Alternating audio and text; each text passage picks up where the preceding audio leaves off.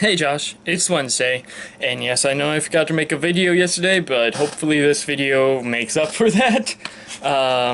So anyway, first off, to answer your question from last week, if I'm remembering correctly, it was the one of if there's any, like, weekend trips Troy and I have thought about going on. Her and I have talked about it a bit. It's very difficult with our schedules, because she usually works weekends, and I'm off all weekends, but I work pretty much I pretty much work every day during the week, and so it makes it a bit difficult. So, yeah. So, like I said, yeah, there are a few places that we've thought about going. I've thrown out Hocking Hills as a place that I've thought about going. We actually we still need to come see you guys at some point, because of one of my punishments that I need to do still is the one of either drinking a bottle of alcohol or coming to visit you guys or something like that, and I obviously went with the latter. So yeah, so that's another one that we've talked about, but we haven't been able to really do it because, like I said, our schedules don't allow it. So now on to the topic of this video, which, surprise, surprise, I haven't actually, this is kind of a surprise, I have an actually serious video. So, as I'm sure you've heard, there was the shootings in El Paso and Dayton, or El Paso, I believe, Texas, and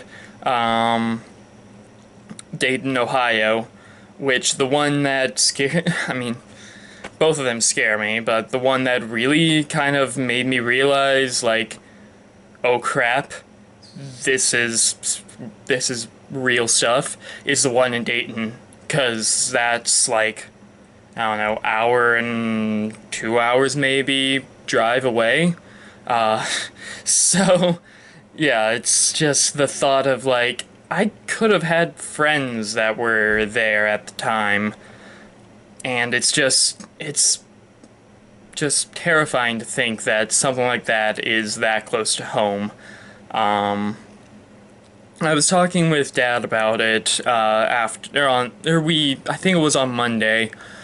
We saw something on the news, or there was a little thing on the news about it, and I was talking with Dad, and I was just like, I can't even imagine being in that situation. They were talking about the one specifically at El Paso, and I was just like, I can't even imagine being in that situation, like, how terrifying that would be. Just a guy just walks into a shop somewhere and is just like, I don't like you people, so you're gonna die. It's just, like I said, I know I just keep saying this over and over. It's just terrifying to think that people are that evil, I guess, is the best word for it. And, oh, but they're not terrorists, no, because that's a completely different thing, even though they're still spreading terror, but, oh, that's another topic for another video. And just, like I said, it's just, I don't even have words for it. It's just, I I don't know.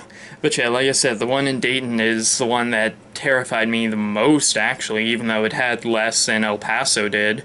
Because, like I said, that's just across the state, like halfway across the state.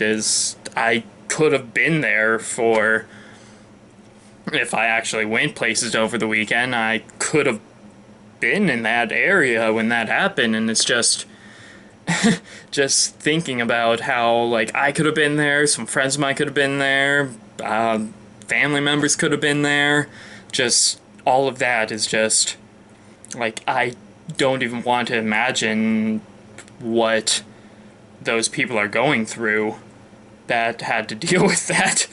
It's, like, I feel like this hasn't really been too intelligent of a video, but it's just the rise of, I guess if there's any motive to this video, the rise of, what's the word I'm trying to find? The rise of white supremacy is getting getting worse. It's, I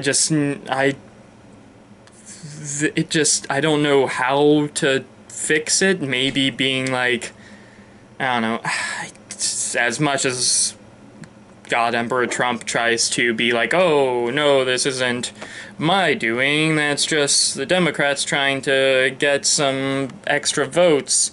Oops, sorry, my camera just moved.